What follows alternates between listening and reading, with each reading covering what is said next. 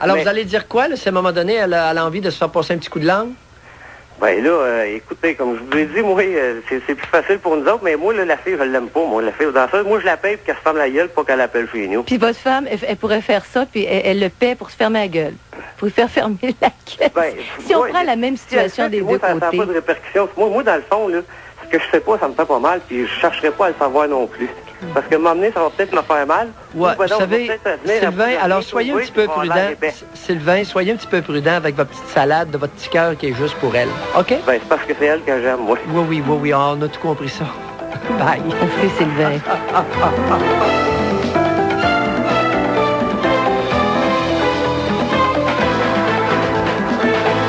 Continuez. Parlez-nous du monde de communication. Le gars qui veut pas demander à sa femme là, de faire une fellation parce qu'il a peur, là, puis qu'il va aller payer aux danseuses, c'est-tu parce qu'il a peur de demander à sa femme? Non, ça sera pas pareil. Parce que pendant qu'il se fait faire une fellation avec la danseuse, ce que vous savez pas, c'est ce qu'il dit comme propos pendant. Et ça, lorsque des prostituées me font des confidences, là, j'en apprends des belles. Il pourra pas dire ça à sa conjointe à qui il a donné son petit cœur. Comprenez-vous, parce qu'il y a des hommes, quand ils sont excités sexuellement, ils aiment ça dire des petites... des cochonneries. Oui, des petites grossièretés. Des grossièretés intimes. Et ça, la pute, il peut le dire, elle dira pas un mot. Mais à son honorable conjointe, le réceptacle de son petit cœur, il peut pas lui dire ça. Mais pourquoi qu'il peut pas y dire? Voilà. Parce qu'il est trop petit enfant. Un petit enfant ne dit pas des grossièretés à sa maman. OK, il est pas... OK, là, je comprends. C'est des hommes infantilisés, bateau. C'est plein au Québec. Question de papillonnage, on peut dire couraillage, on peut dire période de libertinage. Qu'est-ce qu'on peut dire à part ça, Pierre? Vous en aviez un tantôt. En tout cas, c'est ça, ces périodes-là. Est-ce qu'elles sont enrichissantes ou le contraire? Oui, et tous les doubles standards. C'était assez éloquent. C'était assez éloquent. Mais mon petit cœur est juste à toi et je vais aux danseuses me faire une petite fellation. Tous les mâles ont besoin de ça. Oh boy, ça vole pas dans notre cher pays. Mais voyez-vous, Pierre, comment on peut être interprété quand vous dites les organes sexuels, ça vous appartient. Oui, mais... C'est interprété de façon très large parfois. Ah oui. Ah oui. Mais moi, j'ai accroché à une phrase, par exemple. Okay. Ça n'a pas de répercussions. Ces comportements-là n'ont pas de répercussions. Ben oui, faites comme ça. Il y a toutes sortes... Ce qui arrive, c'est que pour les Sylvains de ce monde, les hommes ne sont pas un groupe homogène. Pas plus que les femmes sont un groupe homogène. Alors, à partir de là, c'est ça, on ne peut pas généraliser. Alors, les grandes généralisations, à partir des moins bons éléments de notre... parmi nos congénères, j'aime pas tellement ça, tu sais. Alors, ce n'est pas parce qu'on se comporte comme une petite personne qu'on doit niveler tous les autres hommes à ce niveau-là. Alors, on parle à Josée. Bonjour. Bonjour. Bonjour, Josée. Moi, j'appelle. Tantôt, vous avez eu une auditrice qui parlait que son conjoint regardait des films vidéo, oui. 3X. Oui. Bon, moi, je vis ça présentement. Mm-hmm. Puis, je voulais donner mon avis sur ça. Allez-y. Moi, sexuellement, ça me bloque totalement. Mm-hmm. Parce que je me dis, tantôt je vous entendais parler, vous disiez c'est aussi pire que d'aller aux danseuses, là, ou aller, je sais pas, moi, aller avoir une relation extra-conjugale. Je sais pas. C'est pas dans ce sens-là que je l'ai dit, mais continuez quand même. Bon. C'était pas dans le sens d'un jugement de valeur. OK. OK, vous dites si pire. Vous portez un jugement là-dessus, alors continuez. Bon. Puis... ça vous bloque? Oui, ça me bloque énormément parce que, c'est ça, moi, ça se fait en cachette. Bon.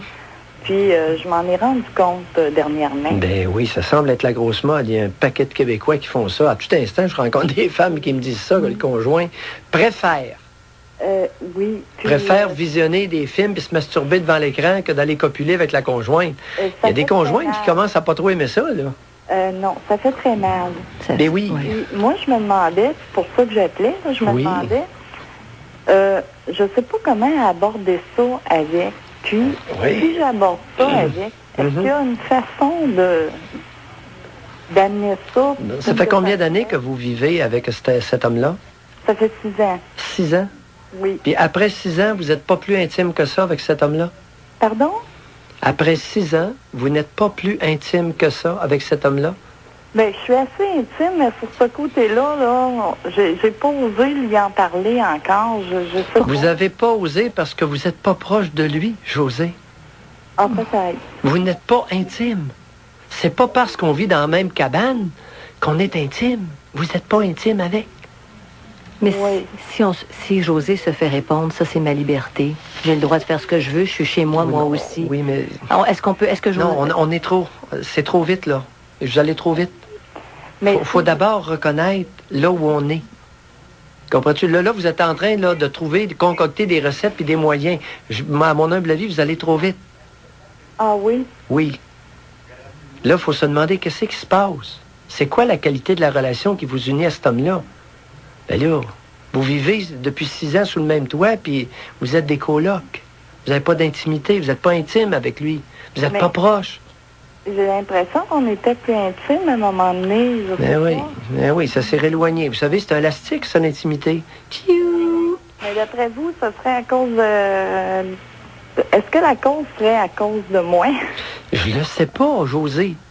J'ai commencé par faire un premier constat que vous n'osez pas aborder le sujet avec lui. Premièrement, parce que vous n'êtes pas assez intime. Deuxièmement, vous êtes morte de peur de sa réaction. Vous êtes morte de peur de la cause, des raisons. Oui, ça c'est vrai. Ben oui, vous avez quel âge, là, José, pour être aussi peureuse? 40. Un autre de 40 ans, coudonc. Oui, ça c'est vrai. Vous savez, 40 ans, là, j'ai l'impression, cet après-midi, José, on fait une émission pour les adolescentes. 14 ans et demi. Parce que quand vous dites, Pierre... Non, je vais être généreux. 16. Oui. Quand vous dites qu'elle est morte de peur, dans le fond, est-ce que, José, vous seriez capable d'endurer ça encore longtemps? Non. Ça aussi, ça vous fait peur? Qu'est-ce qui arriverait si vous laissez perdurer ça? Pour vous, qu'est-ce qui arrive? C'est aussi épeurant, la conclusion de ça? Ah non, faut absolument que j'en parle. Je peux pas rester comme ça. Moi, je vais être malheureuse dans ma vie comme ça. Oui, là. ben oui. Vous savez, vous êtes confronté avec les effets de l'immaturité. Vous êtes encore une petite fille. OK. Alors moi, avant de parler au conjoint, j'essaierai de grandir. Parce que vous ne serez pas plus avancé, même si vous lui parlez, vous ne serez pas plus grande après. Non, ça changera pas d'après vous. Non, vous ne serez pas plus mature, vous ne serez pas plus une démarche femme. sur moi, c'est ça que vous voulez Bien, dire? essayez de vous regarder un petit peu, mais travaillez pas trop sur vous-même, là. Tu sais, un petit coup d'œil sur soi, non? Oui, Ce serait pas une mauvaise idée? oui, Hein? c'est vrai. Hum. Oui, j'aurais un bout à faire. Qu'est-ce qui savez, fait peur? bon. Ouais, qu'est-ce qui fait peur? Puis Pourquoi pourquoi- avoir peur oui. tout le temps? Oui, Ouais. et puis pourquoi à 40 ans, vous êtes encore comme une petite fille de 16, là, de 15 et demi? Ah, ben ça, j'ai bien des réponses. là. Allez-y, donnez-nous-en quelques-unes. Ben, j'ai beaucoup de réponses. J'ai eu beaucoup de difficultés Hum. dans ma jeunesse. J'ai vécu un viol. Mhm. J'ai beaucoup d'affaires refoulées, là. Mhm. Ce qui fait que... Mais j'essaye présentement. Comprenez-vous, ça fait qu'avant de... Vous savez, avant de se rapprocher, de vivre la vraie intimité, je pense qu'on a avantage à essayer de grandir, de digérer les traumatismes dans notre vie, d'être bien conscient de soi. Parce qu'autrement, vous risquez d'avoir plus mal encore après qu'avant. Et De rappelez-nous, vous-même. gênez-vous pas pour nous rappeler. C'est intéressant, j'aime ça. C'est ce que vous avez fait tantôt, de faire une association entre le chatting et puis les échanges sexuels par Internet, puis tout ça. C'est bien, parce que c'est vrai que ça ressemble au papillonnage. Ben oui, ça naît. Ça en est. Ça naît. Et c'est pourquoi beaucoup je dis pas que c'est meilleur ou pire. C'est pas, je n'ai pas porté de jugement. Mhm. Je dis que c'est Ça une en autre est. forme moderne de courroyage, puis de papillonnage, puis tu sais. Et par les courriels qu'on reçoit, Pierre, j'ai constaté que beaucoup de femmes sont mal à l'aise avec ça. Mhm. Elles n'osent pas brimer la liberté du conjoint. Ça revient un peu à l'appel de tantôt. Elles sont mêlées par rapport à ce comportement-là, qui n'est pas du courroyage évident, Bon, mais comprenez-vous? attends un petit peu, là, Janine semble insinuer que le chatting serait le visionnement de films porno serait davantage l'apanage des hommes. Ai-je bien compris?